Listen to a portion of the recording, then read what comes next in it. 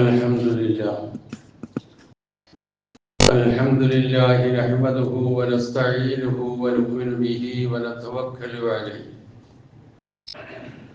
ونعوذ بالله من شرور أنفسنا ومن سيئات أعمالنا من يهده الله فلا مضل له ومن يضلل فلا هادي له وأشهد أن لا إله إلا الله وحده لا شريك له وأشهد أن محمدًا عبده ورسوله أرسله بالهدى ودين الحق ليظهره على الدين كله ولو كره المشركون اللهم صل على محمد وعلى آل محمد كما صليت على إبراهيم وعلى آل إبراهيم وبارك على محمد وعلى آل محمد كما باركت على إبراهيم وعلى آل إبراهيم إنك حميد مجيد أما بعد فإن خير الكلام كلام الله وخير الهدي هدي محمد صلى الله عليه وسلم وشر الأمور محدثاتها وكل محدثة بدعة وكل بدعة ضلالة وكل ضلالة في النار يا أيها الذين آمنوا اتقوا الله حق تقاته ولا تموتن إلا وأنتم مسلمون يا أيها الناس اتقوا ربكم الذي خلقكم من نفس واحدة وخلق منها زوجها وبث منهما رجالا كثيرا ونساء واتقوا الله الذي تساءلون به والأرحام إن الله كان عليكم رقيبا يا أيها الذين آمنوا اتقوا الله وقولوا قولا سديدا يصلح لكم أعمالكم ويغفر لكم ذنوبكم ومن يطع الله ورسوله فقد فاز فوزا عظيما أعوذ بالله من الشيطان الرجيم بسم الله الرحمن الرحيم ولقد أرسلنا رسلا من قبلك وجعلنا لهم أزواجا وذرية وما كان لرسول أن يأتي بآية إلا بإذن الله ലികുല്ലി അജലിൻ കിതാബ്. സഹോദരന്മാരെ, സഹോദരികളെ, ജീവിതത്തിന്റെ എല്ലാ മേഖലകളിലും അള്ളാഹുവിന്റെ വിധിവിലക്കുകൾ പാലിച്ചുകൊണ്ട് ജീവിക്കുവാൻ നിർദ്ദേശിക്കപ്പെട്ടവരാണ് ഞാനും നിങ്ങളും എന്നുണർത്തുന്നു. തഖ്വയിൽ അധിഷ്ഠിതമായ ജീവിതം നയിച്ച് മുത്തഖികളായി ജീവിക്കുവാനും മരിക്കുവാനും എന്നെയും നിങ്ങളെയും അള്ളാഹു അനുഗ്രഹിക്കുമാറാകട്ടെ എന്ന് പ്രാർത്ഥിക്കുകയും ചെയ്യും. വിശുദ്ധ ഖുർആനിലെ 13-ാമത്തെ അധ്യായം അർ-റഅദ്, അതിലെ 38-ാമത്തെ വചനമാണ് ഞാൻ ഓതി വെച്ചത്. വളരെ പ്രധാനപ്പെട്ട 2 കാര്യങ്ങളാണ് ആ ചെറുവചനം ഉൾക്കൊള്ളുന്നത്. അതിലൊന്ന്, അല്ലാഹു സുബ്ഹാനഹു വ തആല പറയുന്നു, വലഖദ് അർസൽനാ റുസുലൻ മിൻ ഖബ്ലിക്, താങ്കൾക്ക് മുമ്പ് പ്രവാചകന്മാരെ തീർച്ചയായും നാം നിയോഗിച്ചിരിക്കുന്നു. വജഅൽനാ ലഹും അസ്വാജൻ വദുർരിയ്യ, ആ പ്രവാചകന്മാർക്ക് എല്ലാവർക്കും ഇണകളെയും സന്താനങ്ങളെയും നാം നൽകുകയും ചെയ്തിട്ടുണ്ട്. വമാ കാന ലിറസൂലിൻ അൻ യഅതിയ ബിആയത്തിൻ ഇല്ലാ ബിഇദ്നില്ലാ, ഒരു പ്രവാചകനും അള്ളാഹുവിന്റെ അനുമതിയോടുകൂടിയല്ലാതെ ഒരു ദൃഷ്ടാന്തവും കൊണ്ടുവരാൻ കഴിയില്ല. ലികുല്ലി അജലിൻ കിതാബ്, ഓരോ കാലാവധിക്കും വ്യക്തമായ ഒരു രേഖ, ഒരു പ്രമാണം ഉണ്ട്. ഇതാണ് ഈ വചനത്തിന്റെ സാരം. 2 കാര്യങ്ങൾ എന്ന് ഞാൻ സൂചിപ്പിച്ചത്, ഒന്ന് പ്രവാചകന്മാരുടെ നിയോഗം. ആ പ്രവാചകന്മാർ ജീവിച്ചിരുന്നത് വിവാഹം കഴിച്ച് മക്കളും സന്തതികളുമൊക്കെ ആയിട്ടാണ് ജീവിച്ചിരുന്നത് എന്നതാണ് ആദ്യത്തെ ഭാഗം. രണ്ടാമത്തത്, ഏത് പ്രവാചകനായിരുന്നാലും ശരി, ആ പ്രവാചകൻ അള്ളാഹുവിനാൽ നിയുക്തനായ പ്രവാചകനാണ് എന്ന് കാലാകാലങ്ങളിൽ അവരുടെ ജനതയ്ക്ക് ബോധ്യപ്പെടുത്തി കൊടുക്കുന്നതിന് വേണ്ടി പ്രവാചകന്മാരിലൂടെ അല്ലാഹു സുബ്ഹാനഹു വ തആല മുഅ്ജിസത്തുകൾ അഥവാ ആയത്തുകൾ, ദൃഷ്ടാന്തങ്ങൾ കാണിച്ചു കൊടുത്തിട്ടുണ്ട് പ്രവാചകന്മാരിലൂടെ. അത് കാണിച്ചു കൊടുക്കണമെങ്കിൽ അള്ളാഹുവിന്റെ അനുമതി കൂടാതെ കഴിയില്ല എന്നുള്ളതാണ് രണ്ടാമത്തെ ഭാഗം. ഞാൻ ഇതിൽ നിന്ന് ആദ്യത്തെ ഭാഗം മാത്രമാണ് ഒരൽപ്പം വിശദീകരിക്കാൻ ഇൻഷാ അല്ലാഹ് ആഗ്രഹിക്കുന്നത്.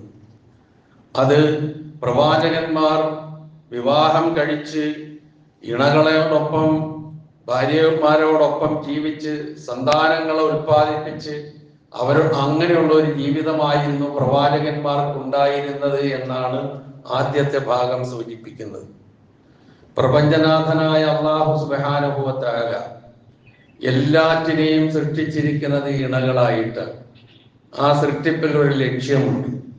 ആ ലക്ഷ്യം ഏതൊരു ജീവിയാണോ, അല്ലെങ്കിൽ സസ്യലതാദികളാണോ, ശിലകളാണോ, എന്തോ ആയിക്കൊള്ളട്ടെ, എന്തായിരുന്നാലും ശരി, അതിലൂടെ വംശവർധന ഇവിടെ നിലനിൽക്കണം എന്നുള്ളതാണ് ഏറ്റവും പ്രധാനപ്പെട്ട കാര്യം.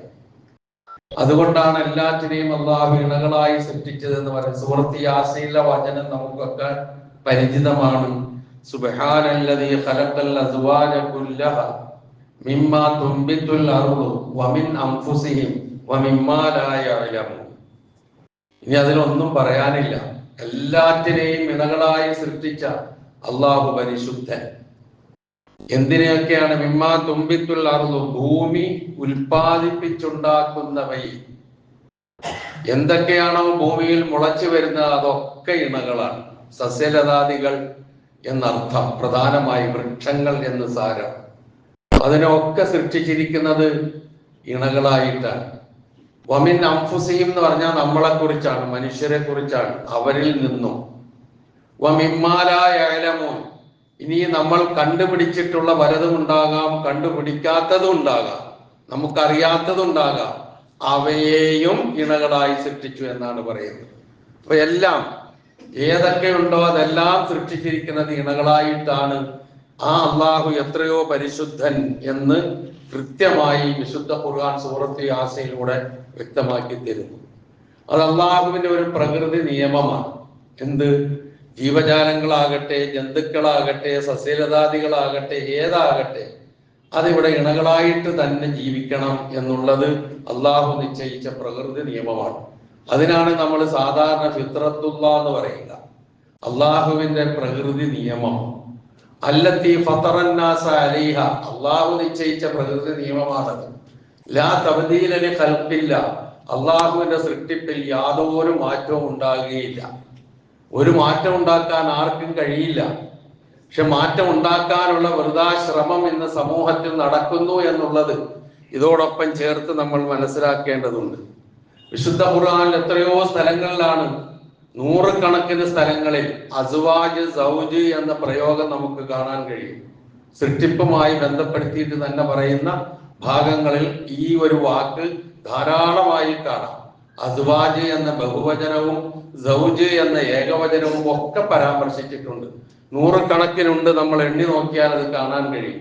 അത് വെറുതെ ആകില്ലല്ലോ. അപ്പൊ ആ നിലയിൽ എല്ലാറ്റിനെയും അല്ലാഹു ഇണകളായി സൃഷ്ടിച്ചു. മനുഷ്യനെയും വമിൻ അൻഫുസിഹിം, അവരിൽ നിന്ന് തന്നെയും എന്ന് പറഞ്ഞു. മനുഷ്യന്റെ സൃഷ്ടിപ്പിനെ കുറിച്ച് അല്ലാഹു പല സ്ഥലങ്ങളിൽ വ്യക്തമാക്കുന്നുണ്ട്. വല്ലാഹു ജഅല ലക്കും മിൻ അൻഫുസിക്കും അസ്വാജ, നിങ്ങളിൽ നിന്ന് തന്നെ ഇണകളെ അല്ലാഹു നിങ്ങൾക്കുണ്ടാക്കി തന്നു.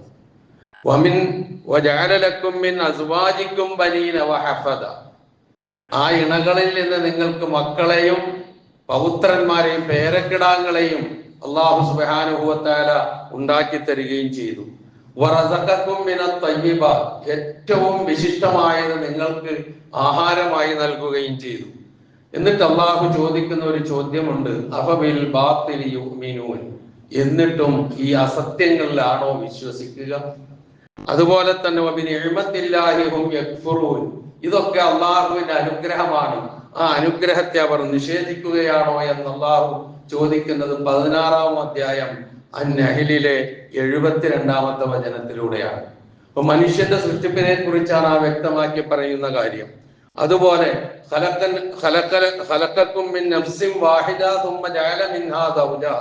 നിങ്ങളെ ഒരൊറ്റ അസ്തിത്വത്തിൽ നിന്ന്, ഒറ്റ ശരീരത്തിൽ നിന്ന് സൃഷ്ടിച്ചു, എന്നിട്ട് അതിൽ നിന്ന് അതിന്റെ ഇണയെയും സൃഷ്ടിച്ചു. അപ്പൊ ആദം നബി അലൈഹിസ്സലാത്തു വസ്സലാമയാണ് ആദിമ മനുഷ്യൻ എന്നുള്ളത് ഏറെക്കുറെ മതവിശ്വാസികളെല്ലാം വിശ്വസിക്കുന്ന ഒരു യാഥാർത്ഥ്യമാണ്. ആ ആദമനെ സൃഷ്ടിച്ചതിന് ശേഷം അള്ളാഹു ചെയ്തത്, ആ ആദമന് ഇണയും തുണയുമായി ഒരു സ്ത്രീയെ സൃഷ്ടിച്ചു കൊടുത്തു എന്നുള്ളതാണ്. അല്ലാത്തിടത്തോളം അത് കഴിയില്ല ജീവിക്കാൻ എന്നുള്ളത് തന്നെയാണ്. അപ്പൊ അത് അള്ളാഹുവിന്റെ പ്രകൃതി നിയമമാണ് എന്ന് നേരത്തെ ഞാൻ സൂചിപ്പിച്ചത് അതുകൊണ്ടാണ്. അതുപോലെ തന്നെ എല്ലാ ദിവസവും ഖുതുബകളുടെ ആദ്യ തഖ്വ കൊണ്ട് വസിയത്ത് ചെയ്യുന്ന ഭാഗങ്ങളിൽ ആവർത്തിച്ച് നമ്മൾ കേൾക്കുന്ന ഒരു വചനമാണ് സൂറത്തുൻ നിസായിലെ 1-ാമത്തെ വചനം. യാ അയ്യുഹന്നാസു തഖൂ റബ്ബക്കുമുല്ലദീ ഖലഖകും മിൻ നഫ്സിൻ വാഹിദ. ഒരൊറ്റ അസ്തിത്വത്തിൽ നിന്നാണ് നിങ്ങളെ സൃഷ്ടിച്ചത്, ഒരു നഫ്സിൽ നിന്നാണ് നിങ്ങളെ സൃഷ്ടിച്ചത്. ആ സൃഷ്ടിച്ച നിങ്ങളുടെ റബ്ബിനെ നിങ്ങൾ സൂക്ഷിക്കുക. എന്നിട്ട് അവൻ എന്ത് ചെയ്തു? യാ അയ്യുഹന്നാസു തഖൂ റബ്ബക്കുമുല്ലദീ ഖലഖകും മിൻ നഫ്സിൻ വാഹിദ വഖലഖ മിൻഹാ സൗജഹ. അതിൽ നിന്ന് അതിന്റെ ഇണയെയും അവൻ സൃഷ്ടിച്ചു. ഈ പ്രയോഗം ഖുർആനിലുടനീളം നമുക്ക് കാണാൻ കഴിയും. അപ്പൊ ഒരു സൗജ് ഇല്ലാത്ത നിലയിൽ ഒരു മനുഷ്യന്, പുരുഷനാകട്ടെ സ്ത്രീ ആകട്ടെ, എപ്പോഴും ഒപ്പം ഉണ്ടാകുന്ന ഒരു ഇണയില്ലാത്ത നിലയിൽ ഒരു ജീവിതത്തെ കുറിച്ച് ചിന്തിക്കാൻ കഴിയില്ല. അങ്ങനെ ചിന്തിക്കുന്നത് മൗഢ്യമാണ്. അതുപോലെ തന്നെ മനുഷ്യന് യാതൊരു ഗുണവും ചെയ്യാൻ പോകുന്നില്ല, പ്രകൃതിയുടെ തേട്ടത്തിന് വിരുദ്ധമാണ് എന്നാണ് ആ പറയുന്നതിന്റെ അർത്ഥം. എന്നിട്ട് പറഞ്ഞു, അതിലൂടെ എമ്പാടും പുരുഷന്മാരെയും സ്ത്രീകളെയും അള്ളാഹു ഇവിടെ വ്യാപിപ്പിക്കുകയും ചെയ്തു. അങ്ങനെയാണ് മനുഷ്യൻ ഇവിടെ നിലനിൽക്കുന്നത്. നമ്മളൊന്ന് ആലോചിച്ച് നോക്കുക. ഇന്നത്തെ തലമുറ ചിന്തിക്കുന്നത് പോലെ വിവാഹം വേണ്ട, കുടുംബജീവിതം വേണ്ട, അങ്ങനെയുള്ള ഒരു ചിന്തയിലൂടെയാണ് മുമ്പേ മനുഷ്യന്മാര് വന്നതെങ്കിൽ എന്തായിരിക്കും ഇവിടുത്തെ അവസ്ഥ? ഈ മനുഷ്യ വംശം ഇവിടെ നിലനിൽക്കുമോ? അതുപോലെ തന്നെ ജന്തുക്കൾ തീരുമാനിക്കുകയാണ് ഇനി വേണ്ട പിന്നിലൊന്നും. അങ്ങനെ തീരുമാനിക്കാൻ കഴിയില്ല, പ്രകൃതി വിരുദ്ധമാണത്, അതുകൊണ്ട് തീരുമാനിക്കയില്ല. അല്ലെങ്കിൽ പക്ഷികൾ തീരുമാനിക്കുന്നു, അല്ലെങ്കിൽ സസ്യലതാദികൾ പരാഗണം നടത്താൻ ഞങ്ങൾ ഉദ്ദേശിക്കുന്നില്ല എന്ന് തീരുമാനിച്ചാലുള്ള അവസ്ഥ ആലോചിച്ചു നോക്ക്. ഈ പ്രകൃതിയുടെ നിയമത്തിന് വിരുദ്ധമായ കാഴ്ചപ്പാടിലേക്ക് ഈ ദാമ്പത്യം വേണ്ട, ദാമ്പത്യ ജീവിതം ആകെ പ്രശ്നമാണ്, വിവാഹവും കുടുംബജീവിതവും ഒക്കെ ബുദ്ധിമുട്ടുണ്ടാക്കുന്ന കാര്യങ്ങളാണ് എന്ന് പറഞ്ഞുകൊണ്ട് പോകുന്ന ഒരു തലമുറ നമ്മിലേക്ക് കടന്നു വന്നുകൊണ്ടിരിക്കുന്നു. ഈ ചിന്ത, ദാമ്പത്യമാണോ നല്ലത്, ദാമ്പത്യ നിരാസമാണോ ഉചിതം എന്നുള്ള ചിന്ത മനുഷ്യന്റെ ആരംഭകാലം മുതൽക്ക് തന്നെയുണ്ട്. അതില്ലാതൊന്നും നമുക്ക് പറയാൻ കഴിയില്ല. അത് പക്ഷേ ചില കാഴ്ചപ്പാടുകളുടെ അടിസ്ഥാനത്തിലായിരുന്നു. ലൈംഗിക തൃഷ്ണ അത് അടക്കി വെക്കാനുള്ളതാണ്, അത് അങ്ങനെ ഉപയോഗിക്കേണ്ടതല്ല, അത് മ്ലേച്ഛമായ കാര്യമാണ് എന്നൊക്കെ ചിന്തിക്കുന്ന ചിന്താധാരകൾ ഉണ്ടായിരുന്നു. അതുപോലെ മുക്തിക്കും മോക്ഷത്തിനും ദൈവത്തിന്റെ അടുക്കൽ ആത്മീയമായ ഔന്നത്യം നേടിയെടുക്കുന്നതിനും ഹാനികരമാണ് ഈ ലൈംഗികമായ തൃഷ്ണ ഉപയോഗപ്പെടുത്തലും വിവാഹം കഴിക്കലും കുടുംബജീവിതം നയിക്കലും. അതൊക്കെ കൊണ്ട് അത് പാടില്ല എന്ന് തീരുമാനിച്ച തത്വസംഹിതകളുണ്ട്. ഇതൊന്നും ഇല്ലാന്ന് നമ്മൾ പറയുന്നില്ല. പക്ഷെ ഇന്ന് അങ്ങനെയല്ല. ചൂടോടെ വളർന്നു വരുന്ന തലമുറ മൊത്തത്തിൽ ഒന്നുകിൽ വിവാഹം വേണ്ട എന്നുള്ള തീരുമാനം, അതല്ലെങ്കിൽ ഒരല്പം വൈകിട്ട് മതി എന്നുള്ള തീരുമാനം. ഈ രണ്ട് തീരുമാനവും മനുഷ്യന്റെ നിലനിൽപ്പിനായി പടച്ചതമ്പുരാൻ നിശ്ചയിച്ച നിശ്ചയത്തിന്, നിർദ്ദേശത്തിന് വിരുദ്ധമാണ്. അത് കൃത്യമായി നാം മനസ്സിലാക്കേണ്ട കാര്യമാണ്. വിവാഹവുമായി ബന്ധപ്പെട്ട കാര്യങ്ങളൊക്കെ നമുക്ക് ഏറെ അറിയാം, അതിലേക്കൊന്നുമല്ല ഞാൻ കടന്നു പോകുന്നത്. എന്തുകൊണ്ട് വിശുദ്ധ ഖുർആൻ സമുദായത്തോട് വാങ്കിഹുൽ അയാമാ മിൻകും വസ്സാലിഹീന മിൻ ഇബാദിക്കും വഇമായിക്കും ഇൻ യകൂനു ഫുഖറാ യുഗ്നിഹിമുല്ലാഹു മിൻ ഫളലി വല്ലാഹു വാസിഉൻ അലീം. സാധാരണ കല്യാണ ഖുതുബകളിൽ ഏറ്റവും കൂടുതൽ അറബി ഭാഷയിൽ പ്രത്യേകിച്ച് കേൾക്കുന്ന ഒരായത്താണ്. ഇത് ഓതാത്ത ഒരു കല്യാണ ഖുതുബ ഉണ്ടാകാറില്ല. എന്താണ് ആ പറയുന്നതെന്ന് പലപ്പോഴും അവിടെ കൂടിയിരിക്കുന്ന ആളുകൾ തന്നെ അറിയുന്നുണ്ടോ, മനസ്സിലാക്കുന്നുണ്ടോ എന്നുള്ളത് വേറെ വിഷയം. എന്താണ് അല്ലാഹു ഇവിടെ പറഞ്ഞത്? വാങ്കിഹു, നിങ്ങൾ വിവാഹം കഴിപ്പിക്കുക. അൽ അയാമാ മിൻകും, നിങ്ങളിൽ നിന്ന് അവിവാഹിതരായവരെ, അത് പുരുഷനായാലും ശരി സ്ത്രീ ആയാലും ശരി, അവരെ നിങ്ങൾ വിവാഹം കഴിപ്പിക്കുക. വസ്സാലിഹീന മിൻ ഇബാദിക്കും വഇമായിക്കും, നിങ്ങളുടെ അടിമകളായ പുരുഷന്മാർ, അടിമകളായ സ്ത്രീകൾ, അവരിൽ നിന്ന് നല്ലവരെയും നിങ്ങൾ വിവാഹം കഴിപ്പിക്കുക. എന്നിട്ട് ഈ യകൂനു ഫുഖറാ, അവരൊക്കെ ദരിദ്രന്മാരാണെങ്കിൽ യുഗ്നിഹിമുല്ലാഹു മിൻ ഫളലി, അള്ളാഹു അവന്റെ ഫളലിൽ നിന്ന് അവരെ ഐശ്വര്യവാന്മാരാക്കിക്കൊള്ളും, ധന്യരാക്കിക്കൊള്ളും. അള്ളാഹു വാസിയാണ്, അലീമാണ് എന്ന് പറഞ്ഞാണ് ആ വചനം അവസാനിക്കുന്നത്. സമൂഹത്തോടാണ് നിർദ്ദേശം, നിങ്ങൾ വിവാഹം കഴിച്ചു കൊടുക്കുക. പണ്ടൊക്കെ നമ്മളുടെയൊക്കെ സമൂഹത്തില് ഇത് പറഞ്ഞു കൊടുക്കേണ്ട ഒരു ആവശ്യമില്ലാത്തത്ര ഈ കാര്യങ്ങൾക്ക് അതിൻ്റെതായ പ്രാധാന്യവും പ്രാമുഖ്യവും നൽകിക്കൊണ്ട് തന്നെ പോയിരുന്നു എന്നുള്ള കാര്യം ഉറപ്പാണ്. ഒരു പുരുഷൻ ഒരു കുട്ടി വളർന്ന് വലുതായി അവൻ യൗവനത്തിലേക്ക് കാലെടുത്ത് വെച്ച് കഴിഞ്ഞാൽ അവൻ ഒരു ഇണയെ തേടി അവന്റെ മാതാപിതാക്കൾ സഞ്ചരിക്കുന്നു, ആളുകളെ ഏൽപ്പിക്കുന്നു, കണ്ടെത്തുന്നു, വിവാഹം കഴിച്ചു കൊടുക്കുന്നു. ഒരു പെൺകുട്ടി വളർന്ന് വലുതായാൽ പ്രായപൂർത്തിയായി കഴിഞ്ഞാൽ, അതിന്റെ സമയമായി കഴിഞ്ഞാൽ അതിനൊരു ഇണയെ അന്വേഷിച്ച് ആൾക്കാരെ ഏർപ്പാട് ചെയ്യുന്നു, കണ്ടെത്തുന്നു, വിവാഹം കഴിച്ചു കൊടുക്കുന്നു. ആ ഒരു മനോഭാവത്തോടൊപ്പം അന്നത്തെ തലമുറ ഒട്ടിച്ചേർന്ന് നിന്നിരുന്നു. ഇന്നത്തെ തലമുറയോട് വിവാഹം കഴിക്കുക, ഒരു വിവാഹ ആലോചന നടത്തട്ടെ എന്ന് ചോദിച്ചാൽ നിൽക്കട്ടെ, ഞാനൊന്ന് എല്ലാ അർത്ഥത്തിലും ഒരു നല്ല അവസ്ഥയിലേക്ക് എത്തട്ടെ, എന്നിട്ട് നമുക്ക് ആലോചിക്കാം എന്ന് പറയുന്ന യുവാക്കളെ നമുക്ക് കാണാൻ കഴിയും. ഒരു പെൺകുട്ടിയെ കുറിച്ചാണ് ചോദിക്കുന്നതെങ്കിൽ എനിക്കിപ്പോ ഏതായാലും വേണ്ട, കുറച്ചങ്ങോട്ട് കഴിയട്ടെ എന്ന് പറയും. ഇങ്ങനെയായി അവസാനം വിവാഹം കഴിക്കാതെ പോകുന്ന അവസ്ഥാവിശേഷം, വീട്ടിലുള്ള മാതാപിതാക്കൾ ബുദ്ധിമുട്ടിലാകുന്ന അവസ്ഥാവിശേഷം, ചിലരൊക്കെ ഇങ്ങനെ പറഞ്ഞു നിന്ന് ഏതെങ്കിലും മതിലുകൾ ചാടി പുറത്തേക്ക് പോകുന്ന അവസ്ഥാവിശേഷം വേറൊന്നും നമ്മൾ കാണുന്നുണ്ട്. സമൂഹത്തിലെ ഈ ചിത്രം നമുക്ക് ആർക്കും നിഷേധിക്കാൻ കഴിയാത്ത കാര്യമാണ്. അപ്പം മുമ്പൊക്കെ ആണെങ്കിൽ വിശ്വാസത്തിന്റെയും കാഴ്ചപ്പാടിന്റെയും പേരിലാണ് ദാമ്പത്യവും വിവാഹവും ഒന്നും വേണ്ട എന്ന് തീരുമാനിച്ചിരുന്നെങ്കിൽ, ഇന്ന് പുതിയ തലമുറയുടെ ചില കാഴ്ചപ്പാടുകളാണ് ഈ കാര്യങ്ങളിലേക്ക് അവരെ കൊണ്ടുപോയി എത്തിക്കുന്നത്. അതുകൊണ്ടാണ് ഖുർആൻ 14 നൂറ്റാണ്ട് മുമ്പ് സമൂഹത്തോട് പറഞ്ഞത്, ദേ ഇവരെയൊക്കെ വിവാഹം കഴിപ്പിച്ചോളൂ എന്ന് പറഞ്ഞത്.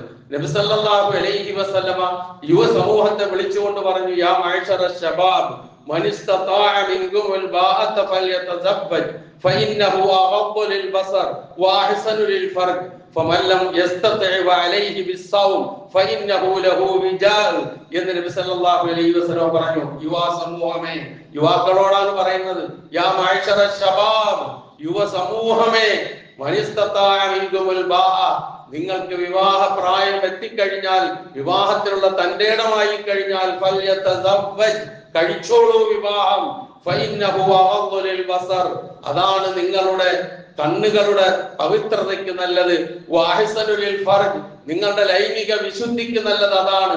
അതിന് കഴിയുന്നില്ലെങ്കിൽ നോമ്പ് പിടിച്ചോ, ആ നോമ്പ് ഇതിൽ നിന്നൊക്കെ തടഞ്ഞു നിർത്തുന്ന വലിയൊരു തടയാണ്, ഒരു പരിചയാണ് എന്ന് നബി സല്ലല്ലാഹു അലൈഹി വസല്ലം യുവാക്കളോട് പറയുന്നത്. എന്തുകൊണ്ടാ?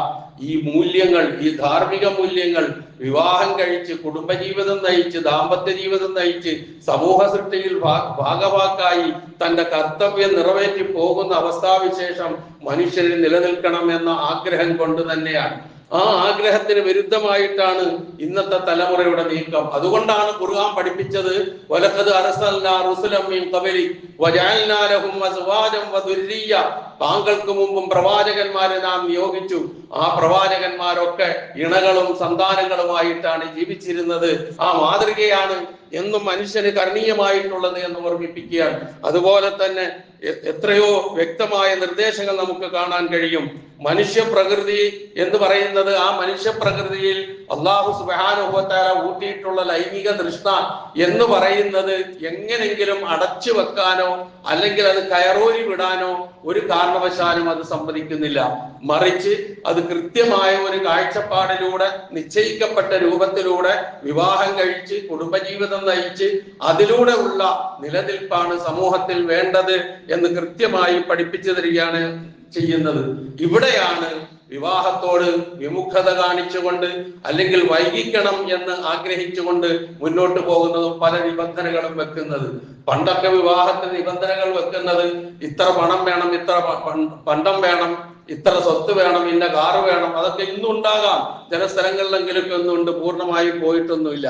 അങ്ങനൊക്കെ ആയിരുന്നുവെങ്കിൽ ഇന്ന് ഒരു പെൺകുട്ടിയെ വിവാഹം ആലോചിച്ചുകൊണ്ട് ഒരു ചെക്കൻ കടന്നു വന്നാൽ, ഒരു പുരുഷൻ കടന്നു വന്നാൽ, ഒരു കുടുംബം കടന്നു വന്നാൽ അവരുടെ മുമ്പിൽ വെക്കുന്ന ചില നിബന്ധനകളുണ്ട്. ആ നിബന്ധനകൾ കേൾക്കുമ്പോഴാണ് നമുക്ക് വലിയ പ്രയാസം തോന്നുക. ഒന്നാമത്തെ നിബന്ധന, ഞാൻ പ്രസവിക്കൂല, എനിക്ക് പ്രസവിക്കുന്നത് ഇഷ്ടമല്ല. തീർന്നില്ലേ പണി? എനിക്ക് പ്രസവിക്കുന്നത് ഇഷ്ടമല്ല, ഞാൻ പ്രസവിക്കൂല, സന്താനങ്ങളെ പോറ്റി വളർത്താൻ ഞാൻ തയ്യാറില്ല, പിന്നെന്തിനാ വിവാഹം? ഇതെന്തിനെയാണ് ചോദ്യം ചെയ്യുന്നത്? പരിപാവനമായ ഇസ്ലാമിക സന്ദേശത്തെയാണ് ഈ ചോദ്യം ചെയ്യുന്നത്, കൽപ്പനയാണ് ഈ ചോദ്യം ചെയ്യുന്നത്. ഇസ്ലാം നിർദ്ദേശിച്ച ഇത്തരം കാര്യങ്ങളെ, കൽപ്പിച്ച ഇത്തരം കൽപ്പനകളെ രാഘവത്തോടു കൂടി കാണുകയും തള്ളിക്കളയുകയും കൊണ്ട് ജീവിച്ചാൽ ആകെ ജീർണതയായിരിക്കും, തകർന്ന് തരിപ്പണമാകും, കുടുംബബന്ധം ശിഥിലമാകും, സാമൂഹിക ബന്ധം ഇല്ലാതെയാകും. അതുപോലെ തന്നെ വളർന്നു വരുന്ന വയസ്സായ ആളുകളെ ശ്രദ്ധിക്കാൻ ആളില്ലാതെ വരും, രോഗികളുടെ എണ്ണസംഖ്യ കൂടും, ഇങ്ങനെ എന്തെല്ലാം.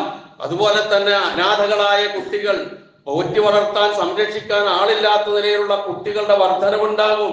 ഇതൊക്കെ ഓരോ രാജ്യങ്ങളിലും, പാശ്ചാത്യൻ രാജ്യങ്ങളിലൊക്കെ അനുഭവിച്ചറിഞ്ഞിട്ട് വിവാഹം കഴിപ്പിക്കാനും വ്യക്തമായ കുടുംബജീവിതം നയിക്കാനും ഒക്കെ പ്രചോദനം നൽകി വരുമ്പോഴാണ് നമ്മുടെ ഇവിടെ നിന്നുകൊണ്ട് ഓരോ തരത്തിലുള്ള കാര്യങ്ങൾ പഠിപ്പിക്കുകയും അതിലൂടെ ഈ തലമുറയെ നയിച്ചു കൊണ്ടുപോകാൻ ശ്രമിക്കുകയും ചെയ്യുന്നത്.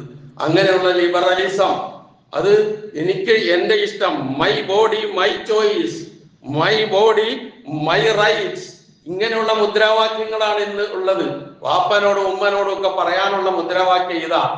എന്താണ് മുദ്രാവാക്യം? My body my choice. എന്ത് വേണമെന്ന് ഞാൻ തീരുമാനിക്കും, എന്റെ ശരീരം. മൈ ബോഡി മൈ റൈറ്റ്സ്, എന്റെ ശരീരം എന്റെ അവകാശമാണ്. അത് ആർക്ക് കൊടുക്കണം, ആർക്ക് കാഴ്ചവെക്കണം, ആരുടെ കൂടെ പോകണം എന്ന് തീരുമാനിക്കേണ്ടത് ഞാനാണ്. ഇങ്ങനെയുള്ള ചിന്താഗതി, ലിബറലിസം ഇങ്ങനെ കടന്ന് നമ്മളുടെ ചെറുപ്പക്കാരെ ആകെ ആമൂലാഗ്രം ഗ്രസിച്ചുകൊണ്ടിരിക്കുന്ന ഒരു കാലം. അതുപോലെ തന്നെ പാഠ്യപദ്ധതിയിൽ പോലും ട്രാൻസ്ജെൻഡറിസവും ജെൻഡർ ന്യൂട്രാലിറ്റിയും ഒക്കെ പഠിപ്പിക്കപ്പെടുന്ന, പ്രേരിപ്പിക്കപ്പെടുന്ന കാലാവസ്ഥ. ഈ അവസ്ഥയിൽ മക്കളെ വിവാഹം കഴിച്ച് ജീവിക്കുക എന്ന് മക്കളോട് പറയേണ്ട ഒരവസ്ഥയിലേക്ക് ഈ സമൂഹം എത്തിയെങ്കിൽ എന്താണെന്ന് ആലോചിച്ചു നോക്കുക. എന്താണ് നമ്മളൊന്ന് ചിന്തിച്ചു നോക്കുക. എങ്ങോട്ടാണ് പോക്ക് എന്ന് നമ്മൾ ആലോചിച്ച് നോക്കുക. എനിക്ക് പ്രസവിക്കാൻ തയ്യാറില്ല, ഞാൻ പ്രസവിക്കൂല, എങ്കിൽ ഞാൻ വിവാഹം കഴിക്കാം. പിന്നെ എന്തിനാ വിവാഹം കഴിക്കണേ? ഒന്ന്. രണ്ടാമത് പറയും, ഞാൻ ഒരുപാട് അധ്വാനിച്ച്, ഒരുപാട് ബുദ്ധിമുട്ടി, എത്രയോ വർഷങ്ങൾ മിനക്കെട്ട്, ഒരുപാട് പണം മുടക്കിയാണ് ഞാനൊരു ബിരുദമെടുത്തത്. ആ ബിരുദം കൊണ്ടുള്ള ജോലി എനിക്കുണ്ടെങ്കിൽ എനിക്ക് ആ ജോലി കിട്ടണം, അത് ഞാൻ തുടരും, അതിൽ നിന്ന് ഞാൻ ഒഴിവാകില്ല. ജോലി ഒഴിവാക്കണം എന്നൊന്നും മതം പറയുന്നില്ല, അത് വേറെ വിഷയം. രണ്ടാമത് പറയുന്ന കാര്യം അതാണ്. പിന്നെ കേൾക്കാൻ കഴിയുന്ന കാര്യങ്ങൾ എന്താണ്? പിന്നെ നമ്മൾ രണ്ടും മാത്രം താമസിക്കുന്ന ഒരു കുടുംബമാണെങ്കിൽ ഞാൻ നിങ്ങളെ വിവാഹം കഴിക്കുള്ളൂ. എനിക്ക് അങ്ങനെ കുറെ നിബന്ധനകൾ, ഇങ്ങനെ നിബന്ധനകൾ നിരത്തുകയാണ്. ഇനി അതല്ല, മക്കളെ വേണമെന്നുണ്ടെങ്കിൽ ആ മക്കളെ നമുക്കൊരു പണി ചെയ്യാം, ദത്തെടുത്ത് വളർത്താം. അല്ലാതെ ഈ ഒരു പാലൂട്ടി വളർത്താനോ ഗർഭം ധരിക്കാനോ പ്രസവിക്കാനോ ഒന്നും ഞാൻ തയ്യാറില്ല. ഇങ്ങനെയൊക്കെ ചിന്തിക്കുകയും പറയുകയും നിബന്ധനകൾ വെക്കുകയും വ്യവസ്ഥകൾ മുന്നിൽ വെക്കുകയും ചെയ്യുന്ന ആണും പെണ്ണും എങ്ങനെയാണ് പിന്നെ ഈ സമൂഹത്തിലൂടെ മുന്നോട്ട് പോവുക? നമ്മൾ തിരിച്ച് പാശ്ചാത്യ രാജ്യങ്ങളുടെ അവസ്ഥയിലേക്ക് നമ്മൾ പോവുകയാണ്. അവരതൊക്കെ ഇട്ടെറിഞ്ഞു. എങ്ങനെങ്കിലും നല്ല ജീവിതം നയിച്ച് മക്കൾ വേണം, ജനമുണ്ടാകണം, പിത്തനമുണ്ടാകണം എന്നാഗ്രഹിക്കുമ്പോൾ ഇവിടെ അത് നമ്മൾ ഇപ്പൊ എടുത്തിരിക്കുകയാണ് കയ്യിലിത്. നമ്മുടെയൊക്കെ പാഠ്യപദ്ധതിയിൽ വളർന്നു വരുന്ന കുഞ്ഞുങ്ങളുടെ മനസ്സിലേക്ക് വെച്ചു കൊടുക്കുന്ന ഇത്തരം ചിന്താധാരകൾ, ഇത്തരം കാഴ്ചപ്പാടുകൾ എത്ര അപകടകരമാണെന്ന് നാം ഒന്ന് ആലോചിച്ചു നോക്കുക. ഇവിടെ ഇങ്ങനെയുള്ള ചിന്തകൾ, ഈ നിബന്ധനകളും ഈ വ്യവസ്ഥകളും ഒക്കെ വെച്ചുകൊണ്ടുള്ള വിവാഹങ്ങൾ, അതല്ല യാതൊരു പരസ്പരമുള്ള യാതൊരു ഉത്തരവാദിത്വവും ബാധ്യതയും ഇല്ലാതെ അങ്ങോട്ട് ജീവിച്ചു പോകാൻ തയ്യാറാണോ? ഞാൻ വിവാഹം കഴിക്കാൻ തയ്യാറാണ്. ഇതാണ് ലിവിങ് ടുഗദർ എന്നൊക്കെ നമ്മൾ നല്ല ഭാഷകളിൽ പറഞ്ഞുകൊണ്ടിരിക്കുന്ന കാര്യങ്ങൾ. ഇസ്ലാം കൃത്യമായി മനുഷ്യനെ അറിയുന്ന, മനുഷ്യനെ പഠിച്ച, അവനെ സൃഷ്ടിച്ച സൃഷ്ടാവായ അള്ളാഹു എന്തിനു വിവാഹം കഴിക്കണം? കേവലം ലൈംഗികമായ തൃഷ്ണയുടെ ശമനം മാത്രമല്ല. ലിതസ്കുനു ഇലൈഹ എന്ന് ഖുർആൻ പറഞ്ഞത് വല്ലാത്ത ഒരു വാക്കാണ്. അള്ളാഹു മനുഷ്യന്റെ വിവാഹം എന്ന് പറയുന്ന ദൃഷ്ടാന്തങ്ങളിൽ പെട്ടതാണെന്ന് പറഞ്ഞത് എന്താ? ലിതസ്കുനു ഇലൈഹ എന്ന. അതാണ് ഏറ്റവും പ്രധാനപ്പെട്ട കാര്യം. ഒരാളൊറ്റയ്ക്ക് എങ്ങനെ ജീവിച്ചു പോവുക? ഒരാളുടെ കൂടെ ഒരാളും കൂടി വരുമ്പോൾ വിവാഹം എന്ന് പറഞ്ഞാൽ എല്ലാത്തിനും ബുദ്ധിമുട്ടാണ്, പ്രയാസമാണ്, മുന്നോട്ടുള്ള പ്രയാണത്തിന് സ്വാതന്ത്ര്യത്തിന് തടസ്സമാണ് എന്നൊക്കെ പറയുമ്പോൾ മറിച്ചൊന്ന് ചിന്തിക്കണം. വിവാഹം എന്ന് പറയുന്നത് മനുഷ്യന്റെ മുന്നോട്ടുള്ള പ്രയാണത്തിന് ശക്തി പകരുന്നതാണ്. എങ്ങനെയാണ് ശക്തി? ഇപ്പൊ ഞാൻ ഒറ്റയ്ക്ക്, ഞാൻ വിവാഹം കഴിക്കുന്നതോടുകൂടി രണ്ടാളായി, ആ ശക്തി കയ്യിൽ വന്നു. ആ രണ്ടാൾ വിവാഹം കഴിച്ചു കഴിഞ്ഞതിന് ശേഷം അള്ളാഹുവിന്റെ തീരുമാനം അനുസരിച്ച് എത്ര സന്താനങ്ങൾ ഉണ്ടായാലും ആ സന്താനങ്ങൾ ഒരു ശക്തിയാണ്. ഇതെങ്ങനെ തകർന്നു പോകുന്നത് മനുഷ്യന്റെ ജീവിതം?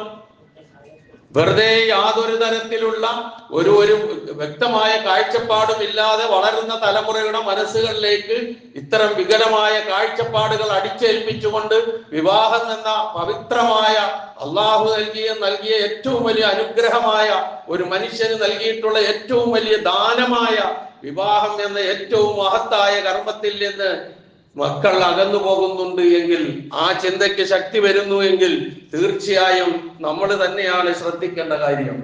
അതിൽ യാതൊരു സംശയമില്ല. ഇതിന് പരിഹാരം എന്താ? ആ കാഴ്ചപ്പാടിലേക്ക് മടങ്ങി വരല് തന്നെയാ പരിഹാരം. വിവാഹം എന്ന് പറയുന്ന പവിത്രമായ കാര്യത്തിലേക്ക്, കുടുംബജീവിതം എന്ന് പറയുന്ന ഏറ്റവും മഹത്തായ കാര്യത്തിലേക്ക് താൻ ഈ സമൂഹത്തിൽ അടയാളപ്പെടുത്തേണ്ടവനാണ് എന്നുള്ള ബോധത്തോടു കൂടി അവൻ ജീവിക്കുമ്പോൾ അവനിലൂടെ വന്നു ഭവിക്കുന്ന ആ സമൂഹത്തിന്റെ ഭദ്രത, കുടുംബങ്ങളുടെ ഭദ്രത, ധാർമ്മിക മൂല്യങ്ങളുടെ നിലനിൽപ്പ്, അതുപോലെ തന്നെ ലൈംഗികമായ അരാജകത്വത്തിൽ നിന്നുള്ള മുക്തി, മോചനം, ഇതൊക്കെ ഇതിന് കാരണമായി വരുന്ന കാര്യങ്ങൾ. ഇസ്ലാം അങ്ങനെ പഠിപ്പിക്കൂ. ഏത് കാര്യവും അങ്ങനെ തന്നെയാണ്. മനുഷ്യന് ഉപകാരമുള്ളതേ അത് കൽപ്പിച്ചിട്ടുള്ളൂ. മനുഷ്യൻ എന്തൊക്കെയാണോ ആവശ്യമില്ലാത്ത അതിൽ നിന്നൊക്കെ വിട്ടു നിൽക്കാൻ പറയുകയും ചെയ്തിട്ടുണ്ട്. അതിൽ ഈ പറയുന്ന ഈ ലൈംഗികതയെ അടിച്ചമർത്തലും അതുപോലെ തന്നെ ലൈംഗികതയെ കയറൂരി വിടലും രണ്ടും ഒരുപോലെ കാണുകയും അതിന് പകരമായി ഇന്ന മാർഗമാണ് ഏറ്റവും നല്ലതെന്ന് പഠിപ്പിക്കുകയും ചെയ്തിട്ട് നമ്മുടെയൊക്കെ കുടുംബങ്ങളിലെ, നമ്മുടെയൊക്കെ മുസ്ലിം നാമധാരികളുടെ കുടുംബങ്ങളിൽ തന്നെ ഇത്തരം ചിന്തകൾ വരികയും വിവാഹത്തിന് ഇഷ്ടമില്ലാതെ അകന്നു നിൽക്കുകയും വിട്ടു നിൽക്കുകയും ആകുമ്പോൾ എന്തെങ്കിലും ചെയ്തു കൊള്ളാം, ഇപ്പൊ വേണ്ട എന്ന് പറഞ്ഞുകൊണ്ട് മാറുകയും ചെയ്യുമ്പോൾ മക്കളുടെ ഇംഗിതത്തിനനുസരിച്ച് ഇത്തരം കാര്യങ്ങൾ വിട്ടുകൊടുത്താൽ വാങ്ക്യഹുൽ അയാമാമിങ്കും എന്ന ആദ്യത്തെ കൽപ്പന മാതാപിതാക്കളോടാണ്. അത് കഴിഞ്ഞാണ് സമൂഹം മൊത്തത്തിൽ എല്ലാവരോടുമാണ് പറഞ്ഞതെന്നാഹു. അവിവാഹിതരായ പുരുഷന്മാരെയും സ്ത്രീകളെയും നിങ്ങൾ വിവാഹം കഴിപ്പിക്കണം എന്ന് പറഞ്ഞത് ആദ്യത്തെ ഉത്തരവാദിത്വം ഉമ്മയോടും ഉപ്പയോടുമാണ്. അതുമല്ല, നമ്മളൊന്ന് ആലോചിച്ചു നോക്ക്. സ്വന്തം ചോരയിൽ നിന്ന് പിറന്ന ഒരു കുഞ്ഞ് ഉപ്പ, ഉമ്മ, അമ്മേ, അച്ഛ എന്നൊക്കെ വിളിക്കുമ്പോ ഉണ്ടാകുന്ന ഒരു നിർവൃതി ഉണ്ടാവുമല്ലോ. ആ നിർവൃതി ഈ കുത്തഴിഞ്ഞ ജീവിതത്തിൽ ഒരിക്കലും ഉണ്ടാവൂല. ഈ പറഞ്ഞ എന്റെ ചോയ്സ്, എന്റെ അവകാശം എന്നൊക്കെ പറഞ്ഞില്ലേ, മൈ റൈറ്റ്സ് എന്നൊക്കെ പറഞ്ഞില്ലേ, അതിനൊന്നും ഈ പറയുന്ന നിർവൃതി കിട്ടൂല. അതുപോലെ തന്നെ തന്റെ ചോരയിൽ നിന്ന് പിറന്ന കുഞ്ഞ് വളർന്ന് വലുതായി വിദ്യാസമ്പന്നനായി ഉയരങ്ങളിലേക്ക് കടന്നു പോകുമ്പോൾ കൺകുളിർമയോടുകൂടി ഇങ്ങനെ ഇരിപ്പുണ്ടല്ലോ. വിശുദ്ധ ഖുർആന്റെ ആ പ്രാർത്ഥന, റബ്ബനാ ഹബ് ലനാ മിൻ അസ്വാജിനാ വ ദുർരിയ്യാതിനാ ഖുർറത അയ്യുൻ എന്നുള്ള പ്രാർത്ഥന ഉണ്ടല്ലോ. ഇവിടെ മാത്രമല്ല, പരലോകത്തിൽ ലഭ്യമാകുന്ന നിലയിലാണ് ഇസ്ലാം ഈ കാഴ്ചപ്പാടിനെ മാനവരാശിയുടെ മുമ്പാകെ വെച്ചിട്ടുള്ളത്. ഏതർത്ഥത്തിലും ഈ ഖുർആനിന്റെ അനുയായികൾ എന്നുള്ള നിലയിൽ ഇത്തരത്തിലുള്ള തലതിരിഞ്ഞ ചിന്താഗതികൾക്കെതിരെ ചെയ്യാൻ കഴിയുന്ന കാര്യങ്ങൾ ചെയ്യുകയും പറയാൻ കഴിയുന്ന കാര്യങ്ങൾ പറയുകയും എഴുതാൻ കഴിയുന്ന കാര്യങ്ങൾ എഴുതുകയും സമുദ്ധരിക്കാൻ കഴിയുന്ന കാര്യങ്ങൾ, അവബോധം നൽകാൻ കഴിയുന്ന കാര്യങ്ങൾ അങ്ങനെ ചെയ്തുകൊണ്ടും പോകേണ്ട ഒരു ദുസ്ഥിതിയിലേക്ക് മോനെ മോളെ വിവാഹം കഴിക്ക് എന്ന് പറയേണ്ട അവസ്ഥയിലേക്ക് എത്തിയിരിക്കുന്നു. അത് ഒരു തിരിഞ്ഞുപോക്ക് ആവശ്യമാണ് എന്ന് എന്നെയും നിങ്ങളെയും ഈ വിശുദ്ധ ഖുർആന്റെ ഈ വചനങ്ങൾ, പ്രവാചകന്മാരാണ് മാതൃക. എപ്പോഴും അവരാണ് മനുഷ്യന് മാതൃക. അവർ വിവാഹം കഴിച്ചു, അവര് സന്താനങ്ങളുമായി ജീവിച്ചു. അതിലേറ്റവും വലിയ മാതൃക അന്ത്യപ്രവാചകനായ മുഹമ്മദ് മുസ്തഫ റസൂൽ കരീം സല്ലല്ലാഹു അലൈഹി വസല്ലമ. ആ കരണീയമായ മാതൃകയാണ് നമ്മിൽ ഉണ്ടാകേണ്ടത് എന്ന് തീർത്തും ഈ കാര്യം എന്നെയും നിങ്ങളെയും ഓർമ്മിപ്പിക്കുന്നുണ്ട്. അല്ലാഹു സുബ്ഹാനഹു വ തആല അവന്റെ ദീനിന്റെ എല്ലാ നിർദ്ദേശങ്ങളും യഥാവിധി ഉൾക്കൊണ്ടുകൊണ്ട് സ്വന്തം വ്യക്തി ജീവിതത്തിലും കുടുംബജീവിതത്തിലും സാമൂഹ്യ ജീവിതത്തിലും എല്ലാ രംഗങ്ങളിലും അത് ഉൾക്കൊണ്ടുകൊണ്ട് ജീവിക്കാനുള്ള സർവ്വ തൗഫീഖും നമുക്ക് എല്ലാവർക്കും നമ്മുടെ മക്കൾക്കും അല്ലാഹു സുബ്ഹാനഹു വ തആല പ്രദാനം ചെയ്തു തരുമാറാകട്ടെ.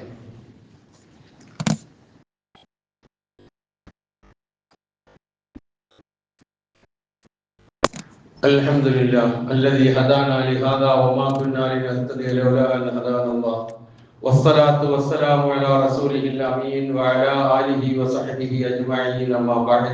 ഇത്തഖുല്ലാഹ ഇബാദല്ലാഹ്. ഒരിക്കൽ കൂടി അല്ലാഹുവിന്റെ ആജ്ഞാനുവർത്തികളായി ജീവിക്കുവാൻ ഞാൻ ഉണർത്തുന്നു. ഈ വിവാഹത്തിലും കുടുംബ ബന്ധത്തിലൂടെയും കുടുംബജീവിതത്തിലൂടെയും ഒക്കെ കിട്ടുന്ന ഈ മേന്മ കേവലം ഈ ദുനിയാവിൽ മാത്രം അവസാനിക്കുന്ന നിലയിലല്ല അല്ലാഹു സുബ്ഹാനഹു വ തആല രൂപപ്പെടുത്തിയിട്ടുള്ളത്. വിശ്വാസികൾ വളരെ ചിന്തിക്കേണ്ട ഒരു കാര്യമാണത്. മരണാനന്തര ജീവിതത്തിലും ഈ ഇണകളും ഈ സന്താനങ്ങളും ഈ കുടുംബനാഥനും അവരുടെ പിതാക്കളും എല്ലാവരും കൂടി ഒരുമിച്ച് അള്ളാഹുവിന്റെ സ്വർഗത്തിലെത്തുന്ന അവസ്ഥയെക്കുറിച്ചൊന്ന് ചിന്തിച്ചു നോക്കി. അതാണ് പരിശുദ്ധ ഖുർആൻ നമ്മുടെ മുമ്പിൽ വെക്കുന്ന കാര്യം. കുറെ സ്വഭാവങ്ങൾ ഇങ്ങനെ എണ്ണി പറഞ്ഞിട്ട് അല്ലാഹു സുബ്ഹാനഹു വ തആല പറയുന്നുണ്ട്, ജന്നാത്തു അദിൻ യദ്ഖുലൂനഹാ വമൻ സലഹ മിൻ ആബാഇഹിം വഅസ്വാജിഹിം വദുരിയാതിഹിം. എന്താ പറഞ്ഞ വാക്ക്? അതിനു മുമ്പ് പറഞ്ഞത് അള്ളാഹുവോടുള്ള കരാറ് പാലിക്കുന്നവരാണ്, കരാറ് ലംഘിക്കാത്തവരാണ്, അള്ളാഹു കൂട്ടിച്ചേർക്കാൻ പറഞ്ഞാൽ കൂട്ടിച്ചേർക്കുന്നവരാണ്, അള്ളാഹുവിനെ ഭയപ്പെട്ടുകൊണ്ട് അവന്റെ ശിക്ഷയെ ഭയപ്പെട്ടുകൊണ്ട് ചീത്ത വിചാരണയെ ഭയപ്പെട്ടുകൊണ്ട് ജീവിക്കുന്നവരാണ്. അതുപോലെ തന്നെ അള്ളാഹുവിന്റെ തൃപ്തി ലക്ഷ്യം വെച്ചുകൊണ്ട് ക്ഷമ കൈക്കൊള്ളുന്നവരാണ്, നമസ്കാരം കൃത്യമായി അനുഷ്ഠിക്കുന്നവരാണ്, അവർക്ക് നാം നൽകിയതിൽ നിന്ന് രഹസ്യമായിട്ടും പരസ്യമായിട്ടും ചെലവഴിക്കുന്നവരാണ്, അതുപോലെ തന്നെ തിന്മയെ നന്മ കൊണ്ട് തടയുന്നവരാണ്. ഇങ്ങനെ കുറെ സ്വഭാവങ്ങൾ ഇങ്ങനെ എണ്ണി പറഞ്ഞുകൊണ്ട് സൂറത്തുർ റഅദിലെ 20 മുതൽ 24 വരെയുള്ള വചനങ്ങൾ ഒന്ന് ശ്രദ്ധിച്ചു നോക്കുക. കൂടുതൽ വിശദീകരിക്കുന്നില്ല. ആ സ്വഭാവങ്ങൾ എണ്ണി പറഞ്ഞതിന് ശേഷം പറയാൻ ഇവരൊക്കെ സ്വർഗത്തിന്റെ അവകാശികളാണ് എന്ന് പറഞ്ഞതിന് ശേഷം യദ്ഖുലൂനഹാ, ആ സ്വർഗത്തിൽ അവർ പ്രവേശിക്കും. വമൻ സലഹ മിൻ ആബാഇഹിം വഅസ്വാജിഹിം വദുരിയാതിഹിം, അവരുടെ പിതാക്കന്മാരിൽ നിന്ന്, അവരുടെ ഇണകളിൽ നിന്ന്, അവരുടെ സന്താനങ്ങളിൽ നിന്ന് ഈ നന്നായി ജീവിച്ചവരാരോ അവർക്കും അവിടെ എത്താൻ കഴിയും. ഇപ്പൊ കുടുംബസമേതം, ഇവിടെ കുടുംബസമേതം ജീവിച്ചെങ്ങനെ പോകുന്നുവോ ആ കുടുംബസമേതം സ്വർഗത്തിലെത്താൻ കഴിയും. നല്ല കുടുംബജീവിതം നയിച്ച് അള്ളാഹുവിന്റെ കൽപ്പനകൾ അനുസരിച്ച് ജീവിക്കുകയാണെങ്കിൽ എന്നല്ലേ ഈ പറഞ്ഞതിന്റെ അർത്ഥം. അപ്പൊ ഇവിടുത്തെ ജീവിതത്തോടു കൂടി അവസാനിക്കുന്നില്ല. തന്നെയുമല്ല, സൂറത്ത് ഫാത്തിറിൽ, സൂറത്ത് വാഫിറിൽ അള്ളാഹു സൂറത്ത് മുഅ്മിൻ എന്നും വാഫിർ എന്നും പേരുള്ള ഒരു അധ്യായമുണ്ട്. ആ അധ്യായത്തിലെ 8-ാമത്തെ ആയത്തിൽ അള്ളാഹു സുബ്ഹാനഹു വ തആല മലക്കുകളുടെ ഒരു പ്രാർത്ഥനയെ കുറിച്ച് പറയുന്നുണ്ട്. റബ്ബന, ആ പ്രാർത്ഥന നീണ്ട പ്രാർത്ഥനയാണ്. അതിൽ പറയുന്നു, റബ്ബന, ഞങ്ങളുടെ നാഥ, വഅദ്ഖിൽഹും, ഇവരെ നീ പ്രവേശിപ്പിക്കണമേ. വിശ്വാസികൾക്ക് വേണ്ടിയുള്ള പ്രാർത്ഥനയാണ്. വഅദ്ഖിൽഹും ജന്നാത്തി അദ്നിൻ അല്ലത്തി വഅദ്തഹും, അവർക്ക് നീ കരാർ ചെയ്ത ഈ സ്വർഗങ്ങളിൽ അവരെ നീ പ്രവേശിപ്പിക്കണമേ എന്ന് പറഞ്ഞിട്ട് വമൻ സലഹ മിൻ ആബാഇഹിം വഅസ്വാജിഹിം വദുരിയാതിഹിം, പിതാക്കന്മാര്, മക്കള്, ഇണകള്, അതിൽ നിന്ന് ഈ മാർഗം പിൻപറ്റി ജീവിച്ചവർക്കും അവർക്കും നീ എന്ത് ചെയ്യണം? സ്വർഗത്തിൽ പ്രവേശിപ്പിക്കണമേ എന്ന് മലക്കുകൾ പ്രാർത്ഥിക്കുന്ന. അപ്പൊ കുടുംബം, ഇണ, ആ മക്കൾ, ഇതൊക്കെ ഉള്ള ഒരുമിച്ചുള്ള ആ ജീവിതം, ആ ജീവിതത്തിന് നൽകുന്ന പ്രാധാന്യം, ആ കുടുംബം അള്ളാഹുവിനെ ഭയപ്പെട്ടുകൊണ്ട് ജീവിക്കുന്ന കുടുംബമാണെങ്കിൽ സ്വർഗത്തിൽ ലഭിക്കാൻ പോകുന്ന അവസ്ഥ, ഇതൊക്കെ വിശുദ്ധ ഖുർആൻ പറഞ്ഞു തരുമ്പോൾ എനിക്ക് വിവാഹം വേണ്ട, മക്കള് വേണ്ട, അതിപ്പോ ആവശ്യമില്ല, അതൊക്കെ എന്റെ റൈറ്റിനെതിരാണ് എന്ന് പറഞ്ഞുകൊണ്ട് പോവുകയാണെങ്കിൽ ഇഹലോകവുമില്ല പരലോകവുമില്ല, നഅൂദുബില്ല എന്ന് മാത്രമേ നമുക്ക് പറയാൻ കഴിയുകയുള്ളൂ. അങ്ങനെ ഒരു അവസ്ഥയെ കുറിച്ച് നമുക്ക് ചിന്തിക്കാൻ തന്നെ കഴിയില്ല. അപ്പൊ ഇങ്ങനെയുള്ള തലതിരിഞ്ഞ പോക്കിനിടയിൽ മനുഷ്യർക്ക്, വളർന്നു വരുന്ന തലമുറയ്ക്ക് കൃത്യമായ അവബോധം നൽകുന്ന സംവിധാനങ്ങളാണ് നമുക്കുണ്ടാകേണ്ടത്. പ്രത്യേകിച്ച് നമ്മളുടെയൊക്കെ മക്കൾ പ്രൊഫഷണൽ മേഖലകളിലേക്ക് കടന്നു പോകുന്നവരുണ്ട്. ഒരുപാട് പേര് ഡോക്ടർമാരാകാനും എഞ്ചിനീയർമാരാകാനും മറ്റു പല മേഖലകളിലേക്കും.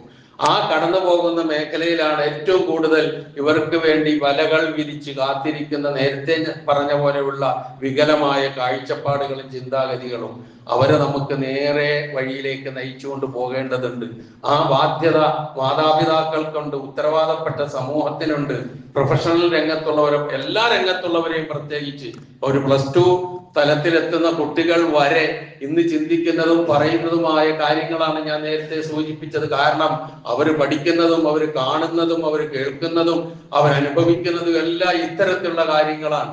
അതില്ലെങ്കിൽ ജീവിതമില്ല എന്നുള്ള ചിന്തയിലേക്ക് അവർ പോവുകയാണ്. ഇവർക്കൊക്കെ ഒരു നല്ല വഴി കാണിച്ചു കൊടുക്കേണ്ട ഉത്തരവാദിത്വം നമുക്കുണ്ട്. ആ ഉത്തരവാദിത്വ നിർവഹണത്തിൽ ഓരോ മേഖലയിലും പ്രവർത്തിക്കുന്നവർ അവരവരുടേതായ രൂപത്തിലുള്ള സേവനങ്ങൾ അതിന് ചെയ്യണം. ഈ രംഗത്ത് നമ്മൾ ചെയ്യുന്ന ഒരു വലിയ പ്രവർത്തനമാണ് പ്രൊഫഷണൽ വിദ്യാർത്ഥികൾക്ക് എല്ലാ വർഷവും അവരെ ഒരുമിച്ച് കൂട്ടിക്കൊണ്ട് അവർക്ക് വേണ്ട ഉപദേശ നിർദ്ദേശങ്ങൾ നൽകി ആയിരക്കണക്കിന് വിദ്യാർത്ഥികളും വിദ്യാർത്ഥിനികളുമാണ് ആ പ്രൊഫഷണൽ വിദ്യാർത്ഥികളുടെ സംഗമം നടക്കുമ്പോൾ പങ്കെടുക്കുന്നത്. അതിൽ നിന്ന് ഉരുത്തിരിഞ്ഞു വന്ന് നന്നായി അവർ ഓരോ മേഖലകളിൽ ഡോക്ടറായി ഇരിക്കുമ്പോഴും എഞ്ചിനീയർ ആയിരിക്കുമ്പോഴും ഒക്കെ അവർ ആ മേഖലയിൽ അങ്ങേയറ്റം ധാർമ്മികത കാത്തു സൂക്ഷിച്ചുകൊണ്ട് പോകുന്ന, മതപ്രബോധന രംഗത്ത് തിളങ്ങി നിൽക്കുന്ന, ദഅ്വാ രംഗത്ത് തിളങ്ങി നിൽക്കുന്ന പലരെയും നമുക്ക് ആ രംഗത്ത് വന്നവരിൽ നിന്ന് നമുക്ക് കാണാൻ കഴിയും. അങ്ങനെയുള്ള ഒരു സംവിധാനം എല്ലാ വർഷവും നടക്കുന്നു. ഈ വർഷം ഇൻഷാ അല്ലാഹ് ഡിസംബർ 13, 14, 15 തീയതികളിൽ കുറ്റിപ്പുറത്ത് വെച്ചാണ് പ്രൊഫഷണൽ വിദ്യാർത്ഥികളുടെ ഈ സംഗമം നടക്കുന്നത്. ഈ ഞാൻ പറഞ്ഞ ഈ ആശയം മുന്നിൽ വെച്ചുകൊണ്ട് നടക്കുന്ന പരിപാടി എന്നുള്ള നിലയിൽ ആ മേഖലയിലുള്ള കുട്ടികളുണ്ട് എങ്കിൽ അവരെ നേരത്തെ രജിസ്റ്റർ ചെയ്ത് ഈ ദിവസങ്ങളിലെ പരിപാടികളിൽ അവരെ എത്തിച്ചു കൊടുക്കുന്നത് നന്നായിരിക്കും. നിങ്ങൾക്ക് അവർക്കൊരു ചെറിയ സ്ഫുലിംഗം ദീനിന്റെ അവബോധത്തിന്റെ, പരലോകത്തിന്റെ, ബാധ്യതകളുടെ, ഉത്തരവാദിത്വങ്ങളുടെ, കർമ്മ നൈരന്തര്യത്തിന്റെ, പ്രബോധനത്തിന്റെ അങ്ങനെയുള്ള ചെറിയ ഒരു സ്ഫുലിംഗം അവർക്ക് അവരുടെ മനസ്സിൽ കിട്ടിയാൽ അത് വളർന്നു വലുതാകും. പിന്നെ ഒരുപാട് നമ്മൾ മെനക്കെട്ടുകൊള്ളണമെന്നില്ല. അങ്ങനെയൊക്കെയുള്ള സംവിധാനങ്ങളുണ്ട്, അത് ഉപയോഗപ്പെടുത്തുക. അതുപോലെ തന്നെ മതബോധം ശരിയാമണ്ണം മക്കൾക്ക് ഉണ്ട് എന്ന് ഉറപ്പുവരുത്തി നിലനിർത്തിക്കൊണ്ടു പോകുവാൻ ശ്രമിക്കുക.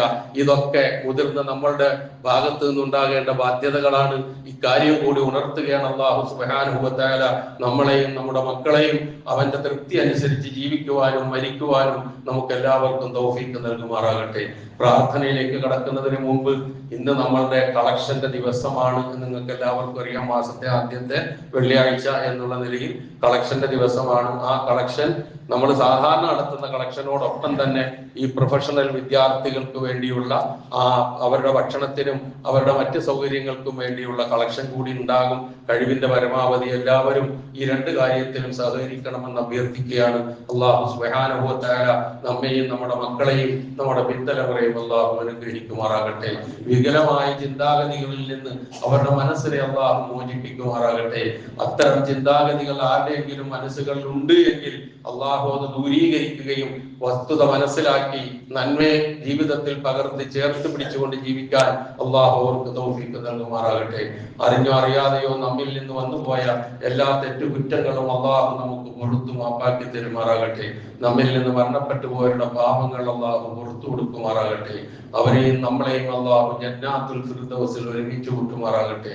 നമ്മിൽ നിന്ന് രോഗങ്ങൾ കൊണ്ട് വിഷമിക്കുന്നവരുടെ രോഗങ്ങളെ അല്ലാഹു ശിഫിയാക്കി കൊടുക്കുമാറാകട്ടെ.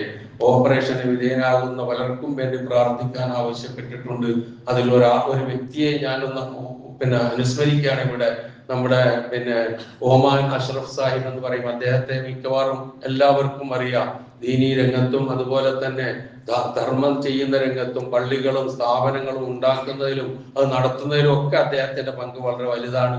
അദ്ദേഹം നാളെ ആസ്റ്ററിൽ ഒരു ഓപ്പറേഷന് വിധേയരാകുന്നുണ്ട്. അല്ലാഹു സുബ്ഹാനഹു വ തആല അദ്ദേഹത്തിന്റെ ഓപ്പറേഷൻ വിജയപ്രദമാക്കി കൊടുക്കുമാറാകട്ടെ. പൂർണ്ണ സിഹ്ഹത്തും ആഫിയത്തും നൽകി അനുഗ്രഹിക്കുമാറാകട്ടെ. കൂടുതൽ കാലം ഈ ദീനിന് സേവനം ചെയ്യാനുള്ള തൗഫീഖ് അല്ലാഹു പ്രദാനം ചെയ്തു കൊടുക്കുമാറാകട്ടെ. അതുപോലെ ഓപ്പറേഷന് വിധേയരാകുന്ന ICUകളിൽ കഴിയുന്ന പലർക്കും വേണ്ടി പ്രാർത്ഥിക്കാൻ ആവശ്യപ്പെട്ടിട്ടുണ്ട്. അല്ലാഹു സുബ്ഹാനഹു വ തആല അവരുടെ എല്ലാം പ്രയാസങ്ങളെ അകറ്റി കൊടുക്കുമാറാകട്ടെ.